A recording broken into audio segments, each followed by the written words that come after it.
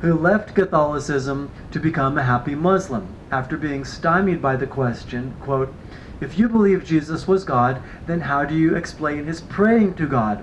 Was he praying to himself?" End quote. She thought this was a good question, and one all Christians should ponder. She probably would have answered, "Of course we Christians don't believe he was God. He was the instrument God used to reveal Christ, perfected humanity." I do not think she was saying that Islam was a theological corrective to Christianity, or even that it was a further revelation of God.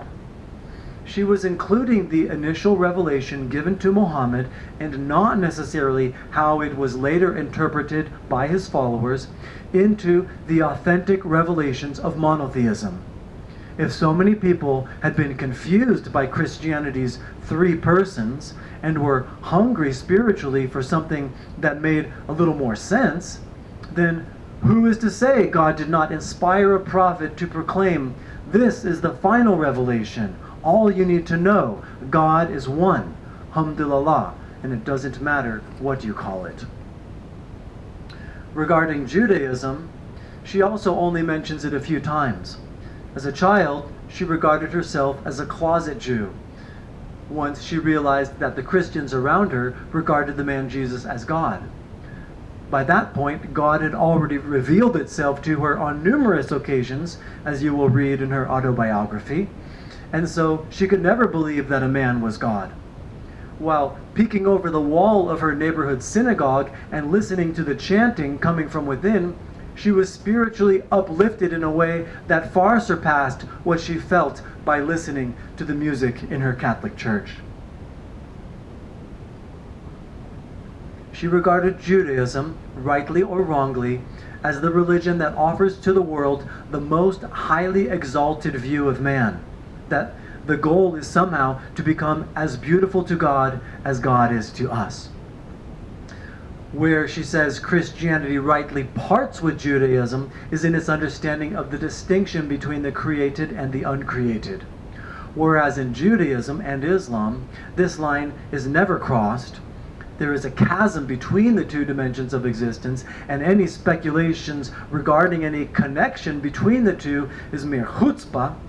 In Christianity, this line that divides is also the line that unites. It is a non-dual both-and understanding which comes from the revelation of Christ. So what is going on here?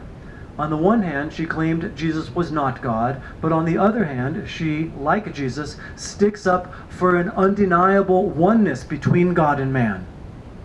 Giving it my very best thought after studying Bernadette for over 30 years, I think I finally have an answer that could be acceptable to Jews, Muslims, and Christians of the future. To skip to the punchline and put it as succinctly as possible, who he was not God, while what he was God. That is how both true God and true man should be understood. As a person, his consciousness, his feeling of being a who, he was remarkable and wonderful because he was probably born into the unitive state of consciousness, that is to say, without an ego. This very possibility shows that it is not necessary to have an ego to be fully human. It also portends the possibility that more of us may be born this way in the future as the Logos, guiding the process of evolution, does its thing. Nestorius never held there were two persons in the man Jesus.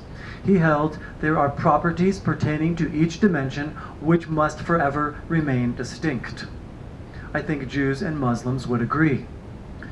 There was one person in the man Jesus, a human person, human consciousness. God cannot suffer in anything more than a metaphorical or allegorical way.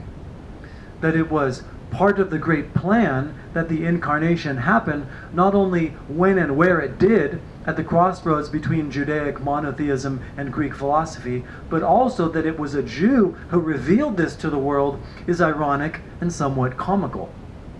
For a Hindu to stand up for the oneness of spirit and matter, or between the uncreated and created, would not have caused much of a stir. But for a Jew to do this, well, he's not going to last more than a few years. he fell outside of the Judaism of his day. Those who chose to download this update to Judaism became Christians. Those who did not, did not. Simple as that. He was as free as any of us is after coming to the unitive state. Gradually, his consciousness was consumed by the divine until, in the words of the Catholic theologian Karl Rahner, he handed over his consciousness to God. That was when who he was died. His transformation into Christ was complete. It is finished. And the only thing remaining was Christ, which was revealed to the world with the problematic appearances we call the resurrection. When you separate the who from the what he was, you will begin to understand that who pertains to humanity and is therefore temporary. What he was a unique manifestation of the Logos, as each of us is. But Bernadette claimed he was absolutely unique in three distinct ways.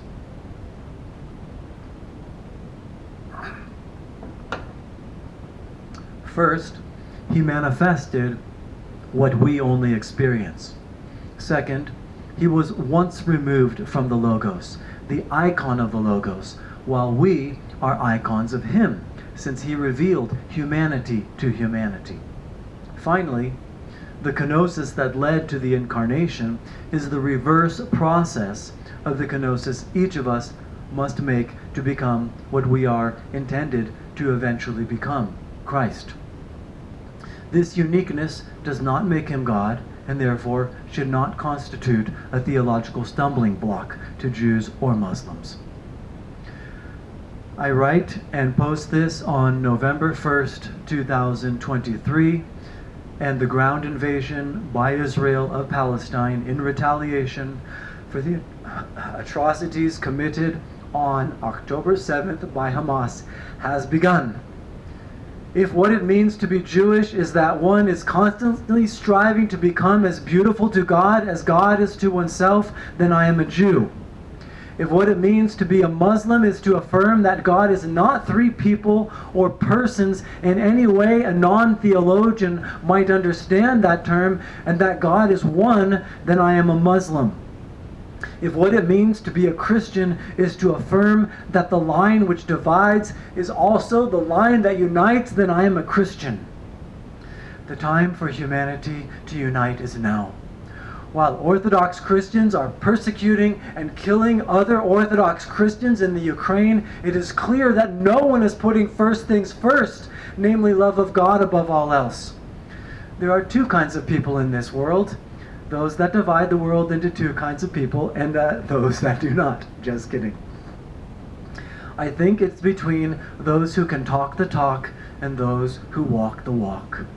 Bernadette left the comfort of the monastery to pursue a degree in medicine so she could walk through the malaria-infested jungles of the Amazon to test her love for God. Because she was not academically gifted, she had to change her major in university to early childhood education and later philosophy. My point is, she always tried to walk the walk. I would only be broadcasting my hypocrisy if I said that I am doing all I can to love and serve God. Yet I have moved to the poorest country I could find, where I have been living without clean drinking water, a refrigerator, toaster, hot showers, a vehicle, a cell phone, reliable internet, and currently without gas. I have not set up a Patreon account, have not received hardly anything for writing 8 books about her, and only want to give a chance in this world to poor Guatemalan kids by teaching them English. What are you doing? What are you doing without to make this world a more sustainable place for future generations? If you brainwash yourself in the writings of Bernadette Roberts, as I have wisely done, you may surprise yourself. Wouldn't that be nice?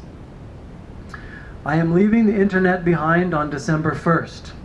If you would like to talk about philosophy, theology, or spirituality, you may find me in Jaibalito, the smallest and poorest village on Lake Atitlan, where I will be going by my Sufi name, Jamil, which means interior beauty, and where I will be praying for my Palestinian